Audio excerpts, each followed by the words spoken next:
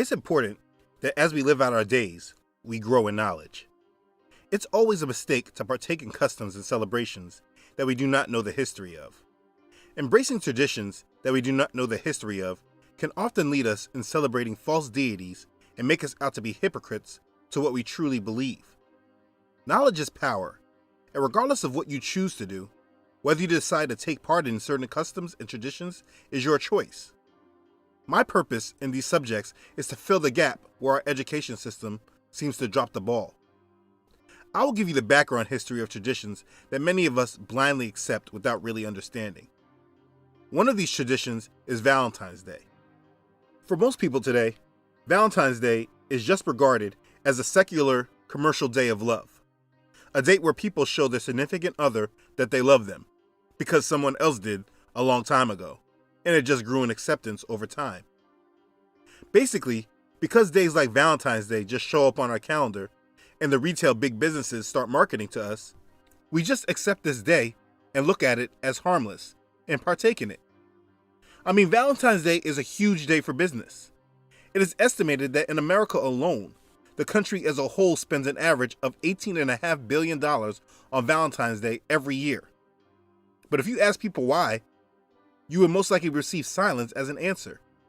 Everyone knows that we celebrate love on Valentine's Day, but most people don't know exactly why we do and why it's even called Valentine's Day. So I think that's something that we should correct. Let's examine it. Let's begin. So where did Valentine's Day come from? Many people think that it's just one of those American holidays that we just partake in. It's just something that we as Americans do. But the celebration of Valentine's Day is not American.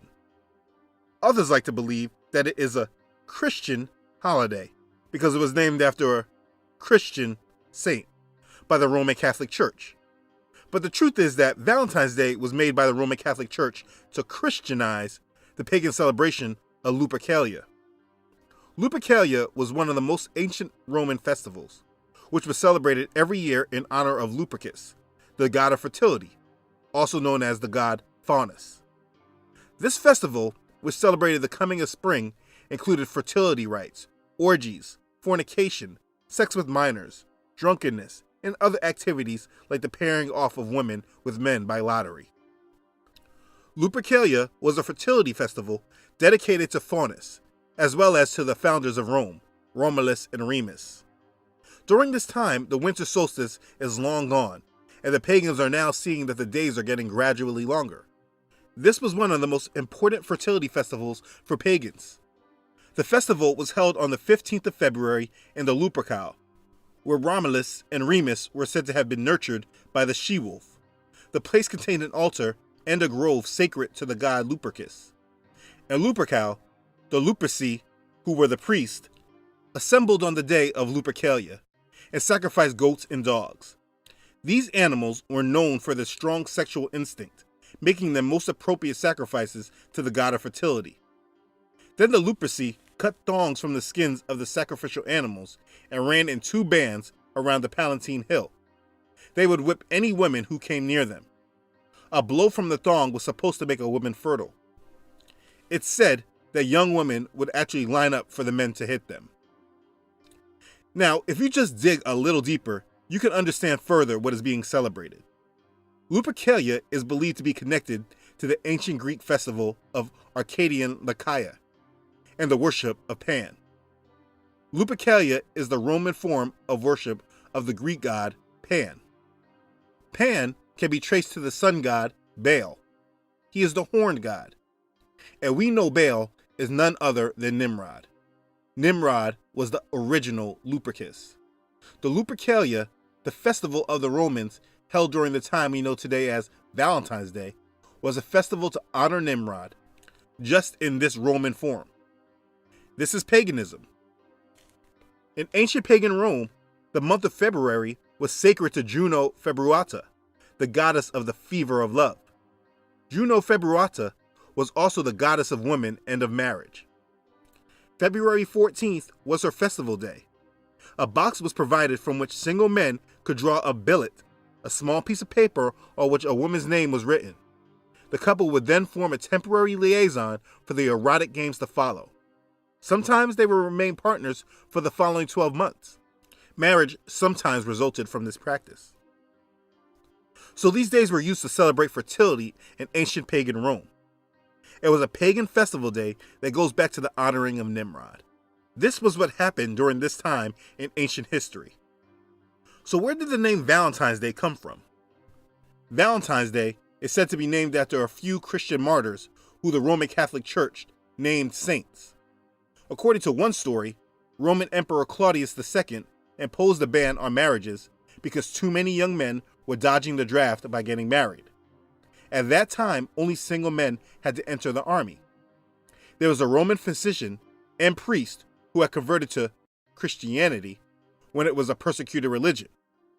His name was Valentinus of Terni, and according to some of the stories, he used to marry Christian couples in secret. It was said he wore a ring with a cupid on it, which is used as a symbol of love. We'll cover that soon. The ring helped soldiers recognize him.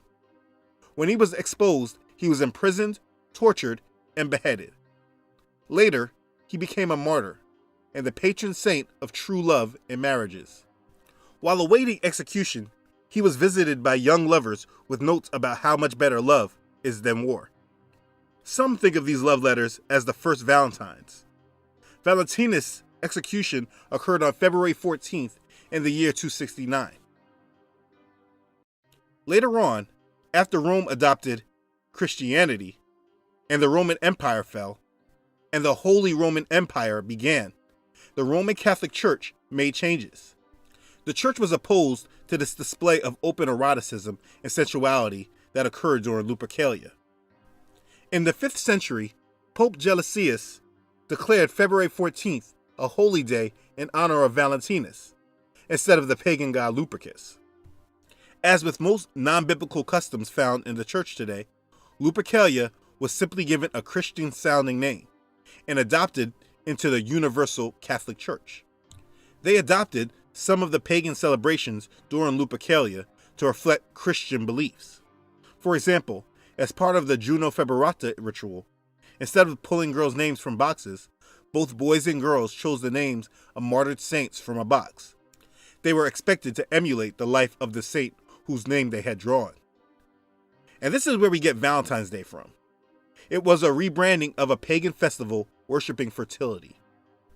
They did this to make it easy on the pagan converts who were coming into their new popular Christianity. These pagans were unwilling to give up their satanic pagan rituals. So instead of putting a halt to the growing paganism of the church, the Romans took the approach of blend and incorporate. But changing the name of a pagan ritual doesn't change the fact that it is still a pagan ritual. So this is where Valentine's Day comes from. It is completely pagan. During the Middle Ages, it began to be incorporated with love. And that's where much of what we know of it today comes from. But let's look at some of the symbols that are used today with Valentine's Day. The red rose. You think this flower was just chosen because it is beautiful? Not at all. Venus was the Roman goddess of beauty, love, fertility, and sexual immorality, such as prostitution. She was the Roman equivalent to the Greek goddess Aphrodite. Venus is the mother of Cupid. Her favorite flower was the red rose, which then associated the red rose with love. Because Valentine's Day became associated with love, in honor of the pagan goddess Venus, or Aphrodite, the goddess of love, red roses became synonymous with Valentine's Day. Just remember, if you look up most customs of today, you will often find a pagan god in connection with it. Does this mean it's pagan to love a red rose? Obviously not, but you should know why it is connected with Valentine's Day. Buying red roses for your loved one does not make you a pagan. I want to make that clear. Cupid. Most people don't know this because he's often portrayed as a little baby boy. But Cupid is a pagan god. Like I said earlier, his mother was the goddess Venus. He is the counterpart of the Greek god Eros. According to the myth, Cupid was the son of Mercury and Venus. Mercury being the winged messenger of the gods, and Venus, the goddess of love and beauty. Cupid often appeared as a winged infant carrying a bow and a quiver of arrows. Legend has it that Cupid shoots magical gold-tipped arrows at both gods and humans. By piercing their heart with an arrow, he causes individuals to fall deeply in love. This is why you always see a heart with an arrow. It's a representation of the pagan god Cupid. He is portrayed today as a little cute, chubby cherub with a bow and arrow, ready to shoot people and infect them with pangs of love. But he is an ancient pagan god. He is not just a little cute baby with an arrow. When you reference anything with him, you are participating in pagan beliefs. This is why he is associated with Valentine's Day, because it is a pagan holiday. Now, just the lustful nature of Valentine's Day as a whole is according to the pagan ritual of fertility. This is the time where people would gather their lovers for the year. This is not a day to get caught up in. Everything surrounding this day is pagan. It was then rebranded as a Christian holiday, and today it is looked at as secular, but it is not so. Anytime you have holidays that are connected with pagan gods, if you're a believer in Yahshua, you must completely abstain from them. Today, it is marketed as a day of love, but it is completely, again, a pagan holiday. Many of its customs and practices have changed and evolved over time. But at the heart, it's all about pagans and their gods, a way of celebrating them. It goes back to Nimrod. It's very easy to get lost in the crowd and just partake in it, because that's what the majority is doing. Because they make it seem as if it's secular and does not have any deity attached to it. It's just about love and fun. But a simple understanding of Cupid clearly shows that that's not true. For a believer in Yahshua, we are called to be set apart from the world, not following the crowd. We are not to be of this world. Jeremiah chapter 10 verse 2 says, "Do not learn the way of the Gentiles." We are to learn the ways of our Father. We should not follow pagan activities just because the world makes it easier for us to do so. The Apostle Paul tells us in Colossians chapter 2 verse 8, "See to it that no one makes a prey of you through philosophy and empty deceit, according to the tradition of men, according to the elementary matters of the world, and not according to Messiah." We must protect ourselves from the ways of this world. Valentine's Day is not a major day, but it still is a pagan holiday. It's easy to overlook. Listen, if you want to set aside a day to tell your husband or wife that you love them, pick another day and time to do this. You do not need to celebrate with the world. If the world tells you that February 14th is the day you are required to show your wife or your husband how you love them, make sure you don't. Remember, you are not of this world. It is a pagan holiday, and as we are all trying to strengthen our relationship with the Father, when we remove our association with these practices, we will see our relationships grow. I made this video to briefly clear it up for those that were not really sure about Valentine's Day. I want you to clearly know it is rooted in paganism, and as believers, we must remove ourselves from these pagan traditions. John chapter 8 verse 32 says, "And you shall know the truth, and the truth shall make you free." You now know truth about the day. Nothing really exciting in it, except that it's proven that the day was born from worshiping pagan gods. Be set apart from this world and be transformed. Love who you love every day. Live your life more through conviction of the Holy Spirit, rather than living through conformity to the ways and traditions of this world. I speak about not being of this world often. I have a link to the verses on my website. I made a video about it as well. Learn more about being set apart and not being of this world. Nothing is harmless. Beware of these traditions of men. Being a follower of the Messiah is being set apart. So please, set yourself apart today.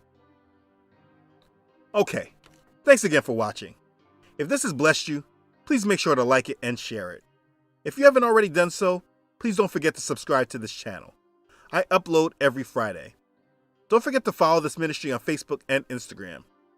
As always, I'd like to send a special thank you to all who donate and support this ministry. Your gifts are extremely a blessing, and I'm very thankful for you sowing into this ministry. Thank you for being a blessing and being obedient to Yahweh's call on your heart. Okay, thanks again for watching, everyone. I love you all.